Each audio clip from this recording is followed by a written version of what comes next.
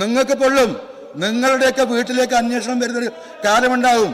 മനസ്സിലായ? ഫാറൂഖ് അബ്ദുള്ള ഡൽഹിയിൽ നിന്ന് പ്രസംഗിച്ചതാ. നിങ്ങളോട് പറയാനുള്ളത്, കാലചക്രം തിരിഞ്ഞുകൊണ്ടേയിരിക്കും. ഒരു രാത്രി കൊണ്ടൊന്നും ലോകം അവസാനിക്കില്ല. തിരിഞ്ഞ് നിങ്ങളുടെയൊക്കെ വീടുകളിൽ എത്തുമ്പോൾ നിങ്ങൾക്ക് മനസ്സിലാകും. നിയമസഭയിൽ ബജറ്റ് ചർച്ചയിൽ ഇന്ന് അവസാനമായിട്ട് പ്രസംഗിച്ചത് നിലമ്പൂർ MLA PV അൻവറാണ്. അൻവറിന് മുൻപായിട്ട് സംസാരിച്ച തിരുവഞ്ചൂർ രാധാകൃഷ്ണനും അതിനു മുമ്പ് സംസാരിച്ച മുസ്ലിം ലീഗിൻ്റെ പല MLAമാർക്കുള്ളവരോട് ചേർത്ത് നല്ല ഒന്നാന്തര പ്രസംഗമാണ് അദ്ദേഹം ഇന്ന് സഭയിൽ നടത്തിയത്.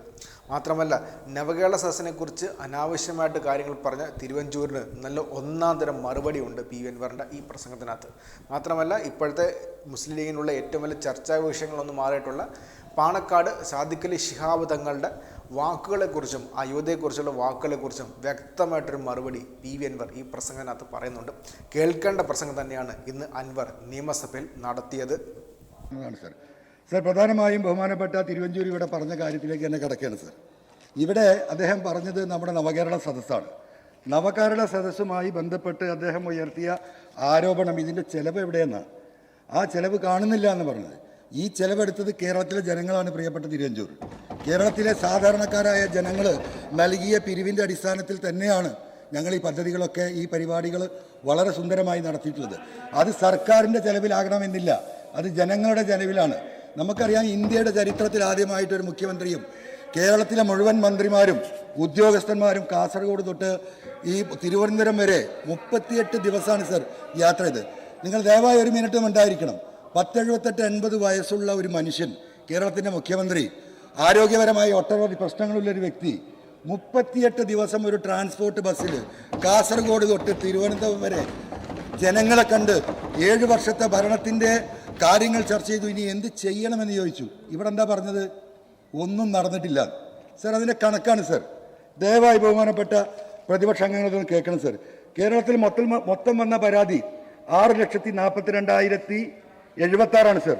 മലപ്പുറം ജില്ല ബഹുമാനപ്പെട്ട 10-12 MLAമാരുണ്ടല്ലോ, ദയവായി നിങ്ങളൊന്ന് കേൾക്കണം. നിങ്ങൾ ചെയ്തത് കേരളത്തിലെ കൊടും വഞ്ചനയാണ്. അതിൽ പങ്കെടുക്കരുതെന്ന് പറഞ്ഞുകൊണ്ട് അതിൽ സമർപ്പിക്കപ്പെട്ട പരാതികളിൽ എത്രമാത്രം പരിഹാരമുണ്ടായി എന്ന് ദയവായി കണക്കുകൾ വെച്ചിട്ടാണ്.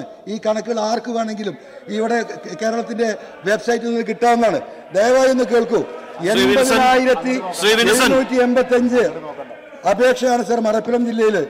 7,458 പരാതി നിലമ്പൂർ മണ്ഡലത്തിലുണ്ടായി സർ. ഇതിന്റെ കണക്ക് www.navakeralasadassu.kerala.government.in പരിശോധിക്കണം സർ. പരിഹാരം തന്നെ പറയുന്നത് നിലമ്പൂർ മണ്ഡലത്തിലെ നവകേരള സദസ്സിൽ ലഭിച്ച പരാതികളുടെ നിലവിലുള്ള സ്ഥിതി ഒന്ന് പരിശോധിക്കാം സർ. ഓരോ വകുപ്പിലും ലഭിച്ച പരാതിയാണ്. LSTDയിൽ സർ നമുക്ക് കിട്ടിയത് 2,859 പരാതിയാണ്. എന്താണ്? കെട്ടിട നിർമ്മാണ അപേക്ഷ, പ്ലാൻ സർവീസ്, അതുമായി ബന്ധപ്പെട്ട പ്ലാൻ റിവിഷന്, പിന്നെ കംപ്ലീഷൻ സർട്ടിഫിക്കറ്റ്, നികുതി തർക്കങ്ങൾ. 2,859 നിന്ന് 2,508 പരിഹരിച്ചു സർ. കൃഷി വകുപ്പിൽ 88 പരാതി, വിളനഷ്ടം, ഇൻഷുറൻസ്, സബ്സിഡി തുടങ്ങിയ കാരണങ്ങൾ 32 തീർപ്പാക്കി സർ. സഹകരണ വകുപ്പ് 201 പരാതി, ജപ്തി നടപടികൾ, loan settlement, one time settlement, ഇതാണ് പരാതി. 201-ൽ 111 തീർപ്പാക്കി സർ. വനം വന്യജീവിയുമായി ബന്ധപ്പെട്ട ഭൂമി രജിസ്ട്രേഷൻ്റെ NOC, പബ്ലിക് റോഡ് നിർമ്മാണത്തിൻ്റെ ഈ ഫോറസ്റ്റിൻ്റെ NOC കൊടുത്ത പരാതികൾ 191 സർ. ഇത് നവകേരള സദസ്സിൽ അന്ന് മാത്രമല്ല, മുൻകാലങ്ങളിലുണ്ടായ പരാതികളും ജനങ്ങൾ ആ സദസ്സിൽ ഉന്നയിച്ചിട്ടുണ്ട്. മൊത്തം അവിടെ വന്ന പരാതിയാണ് സർ. അതിൽ 131 തീർപ്പാക്കി. ആഭ്യന്തര വകുപ്പ് 85 പരാതിയാണ് സർ കിട്ടിയത്. തീർപ്പാക്കിയത് 76. എന്താ പരാതി? പാസ്പോർട്ട് സംബന്ധമായ NOC ക്ലിയറൻസ്, ജോലിക്ക് വേണ്ടിയിട്ടുള്ള പോലീസ് ക്ലിയറൻസ് 85 വന്നു. 76 തീരുമാനമാക്കി സർ. തൊഴിൽ വകുപ്പ് 215 പരാതി സർ. ഉടമസ്ഥ തൊഴിലാളികളുമായിട്ടുള്ള തർക്കങ്ങൾ, തൊഴിൽ വകുപ്പിൽ നിന്ന് കിട്ടേണ്ട എക്സ്പീരിയൻസ് സർട്ടിഫിക്കറ്റുകൾ 215 വന്നു. 119 നമ്മൾ പരിഹരിച്ചു. രജിസ്ട്രേഷൻ വകുപ്പ് 13 പരാതി, 11 തീർപ്പാക്കി സർ. പട്ടികജാതി പട്ടിക വകുപ്പിൽ 112 പരാതി, 46 സർക്കാരിൻ്റെ വെബ്സൈറ്റിൽ കിട്ടും. നികുതി വകുപ്പ് 28 പരാതി, മിക്കതും GSTയുമായി ബന്ധപ്പെട്ട 15 തീർപ്പാക്കി സർ. വിനോദസഞ്ചാര വകുപ്പ് 19 പരാതി, 7 തീർപ്പാക്കി. ജലവിഭവ വകുപ്പ് 117, കുടിവെള്ള കണക്ഷനുമായി ബന്ധപ്പെട്ടത് 49 തീർപ്പാക്കി സർ. മുഖ്യമന്ത്രിയുടെ ദുരിതാശ്വാസ നിധിയിൽ നിന്ന് ചികിത്സാ ഫണ്ടിന് കൊടുത്ത അപേക്ഷയിൽ 87 ലക്ഷം രൂപ കൊടുത്തു കഴിഞ്ഞു സർ. ഈ നാട്ടിലെ സാധാരണക്കാർക്ക് മണ്ഡലത്തിൽ ആകെ ലഭിച്ചത് 7458 പരാതിയിൽ 3234 തീർപ്പാക്കി സർ. സർ ഒറ്റ കാര്യം സർ, റേഷൻ കാർഡുമായി കിട്ടിയ പരാതി 802 സർ. അതിൽ 441 തീരുമാനമാക്കി സർ. 363 പേർക്ക് സർ BPL കാർഡ് കൊടുത്തു. 62 പേർക്ക് AAY അന്ത്യോദയ കാർഡ്, 16 പേർക്ക് NPS നീല കാർഡ് നൽകാൻ കഴിഞ്ഞു. അതായത് 55%. നിങ്ങളത് മനസ്സിലാക്കണം. ഈ പറയുന്ന 400 ചില്ലാനം ആളുകളുടെ ജീവിതത്തിൻ്റെ അടിസ്ഥാന പ്രശ്നമാണ് ഈ റേഷൻ കാർഡ് എന്ന് പറയുന്നത്. ആ റേഷൻ കാർഡ് നമുക്ക് പൂർത്തീകരിക്കാൻ കഴിഞ്ഞു. അതുപോലെ തന്നെ ഭൂരഹിതരായിട്ടുള്ള ആദിവാസികൾക്ക് 570 പട്ടയം സർ. ബഹുമാനപ്പെട്ട മുഖ്യമന്ത്രിയാണ് ഈ ജനുവരി 22 ഓൺലൈനായിട്ട് നൽകിയത് സർ. ബഹുമാനപ്പെട്ട പട്ടികജാതി വികസന മന്ത്രി രാധാകൃഷ്ണൻ മിനിസ്റ്റർ നാട്ടിൽ വന്നിട്ടാണ് സർ കൊടുക്കുന്നത്. അതോടൊപ്പം 117 പട്ടയം സർ ജനുവരി 27 അമരമ്പലത്ത് റവന്യൂ മന്ത്രി വന്ന് നൽകിയതാണ് സർ. ഇത്രയും പ്രശ്നങ്ങൾ ഒരു മണ്ഡലത്തിൽ നവകേരള സദസ് കൊണ്ട് തീർക്കാൻ കഴിഞ്ഞിട്ടുണ്ടെങ്കിൽ കേരളത്തിലെ 140 മണ്ഡലങ്ങളിൽ എത്രമാത്രം പ്രശ്നങ്ങൾ പരിഹരിക്കപ്പെട്ടു. നിങ്ങൾ ആരെയാണ് സർ വഞ്ചിക്കുന്നത്? നിങ്ങൾ ആരെയാണ് വഞ്ചിക്കുന്നത്?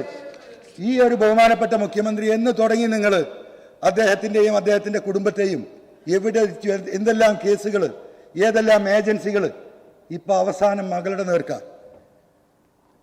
അമ്മക്കൊക്കെ പെങ്ങന്മാരും ഭാര്യമാരും മക്കളൊക്കെ ഉണ്ടല്ലോ.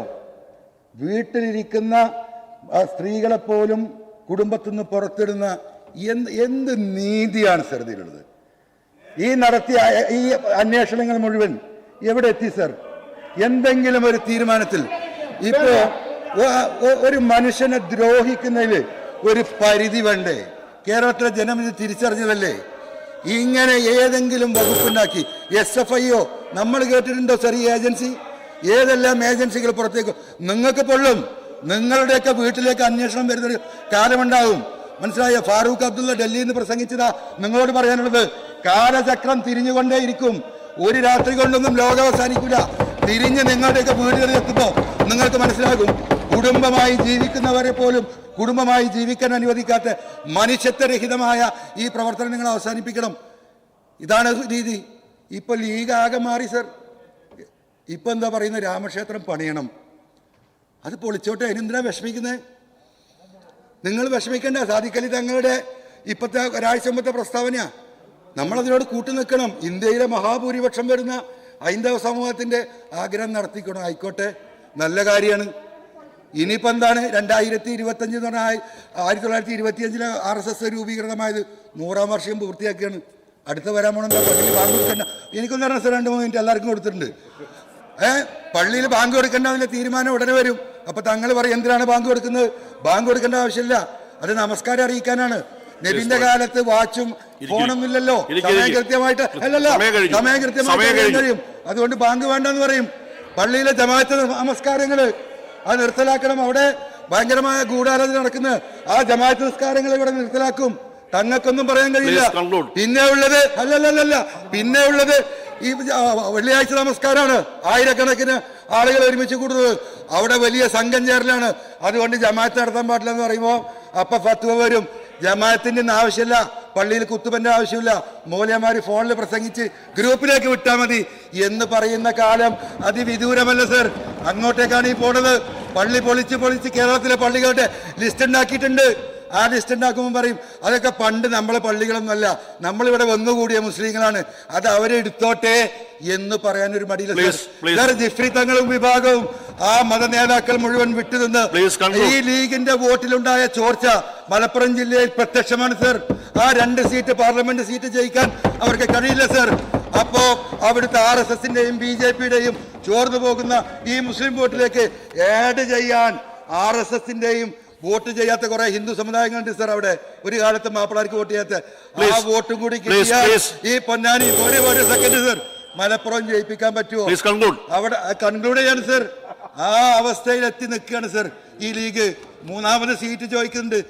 ഇപ്പൊ നിർത്തിയല്ലോ. 2 തന്നെ ജയിപ്പിക്കാൻ കഴിയില്ല സർ. 2 തന്നെ പ്രയാസ. അല്ലാതെ ഒറ്റ മിനിറ്റ് ആരുമില്ല സർ. അപ്പൊ നിർത്താണ്. ഞാൻ ആരുമില്ല, എല്ലാം കഴിഞ്ഞു. അപ്പോ ഈ പറഞ്ഞ രീതിയിൽ ഈ അവസ്ഥയിൽ ഈ ജനങ്ങളെ ബുദ്ധിമുട്ടിക്കുന്ന ഈ പ്രതിപക്ഷം ഇവിടെ നടത്തിയ എന്ത് സർ ഈ കേന്ദ്ര ഗവൺമെന്റിന്റെ കാര്യത്തിനെ കുറിച്ച് ഇവരൊക്കെ പറഞ്ഞത്? സർ, സുപ്രീം കോടതി പറഞ്ഞു ഈ പറയുന്ന സാമ്പത്തികമായി ഇരിക്കുന്നുണ്ട്, അത്